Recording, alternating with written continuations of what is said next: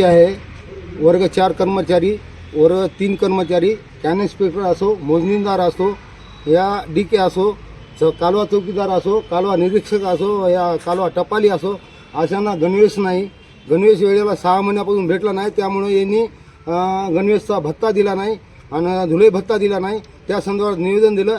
आणि दुसरी गोष्ट म्हणजे असं आहे की आमची वेळेला पगार होत नाही. 1 तारखेला आम्ही लेकरा बाळांच्या लग्नासाठी, आम्ही लेकरा बाळांच्या बिमारीसाठी, आम्ही घर बांधणीसाठी कर्ज उचललेले आहे. त्या कर्जाचे हप्ते लवकर जात नाहीत. कारण असं आहे की 1 तारखेला पगार होण्याच्या अगोदर 15 तारखेपर्यंत पगार करतात आणि पगार झाल्यानंतर 15 तारखेपर्यंत पतपड्याला वगैरे जे असतात ना, आम्हाला कर्ज देणारे बँका फिंका सहकारी पतपडी संस्था यांच्यामार्फत जे कर्ज घेतलेले 10-10, 20-20 लाख रुपये, त्यांचे हप्ते जाता तर 15 दिवसानंतर गेल्यानंतर 3 पट आम्हाला व्याज लागत राहते. तर ते पूर्ण पगार आमची व्याजातच जात असती. हा सगळ्यात महत्त्वाचा मुद्दा आहे. पण आमच्या लेकरा बाळाची हळहळ काय घेतात हे अधिकारी लोक? आमचा पगार वेळेला करायचा आहे ना, कर्तव्य GR आहे शासनाचं 1 तारखेला करणे.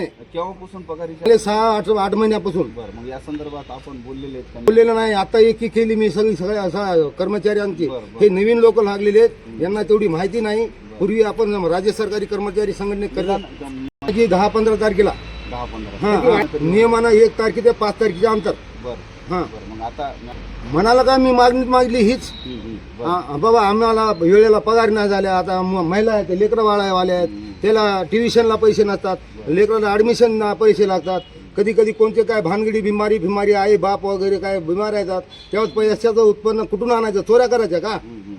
पगार वेळेला झाली तर यायचं आमच्या कर्मचाऱ्याच्या पाठीमागं काहीतरी सपोर्ट राहील ना. आम्हाला लोकांना भीक मागायची गरज भासणार नाही. म्हणून आम्ही कर्मचारी हे नात्याने वर्ग 4चे वर्ग 3चे कर्मचारी कचरून गेलो.